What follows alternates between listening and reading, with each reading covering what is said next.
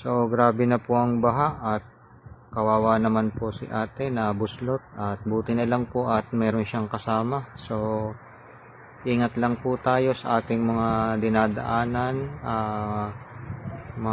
May sasakyan po tayo o tayo naglalakad, o kaya po ay wag na lang po tayong lumabas ng bahay kung hindi naman po kinakailangan.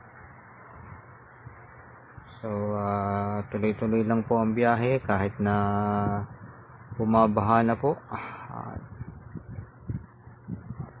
Dito lang po yan, malapit sa may BSU.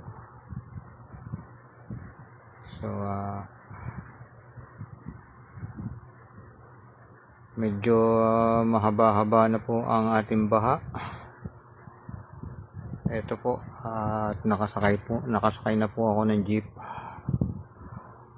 at papuntang duty na po ako, at medyo alangan na ho ang oras ko.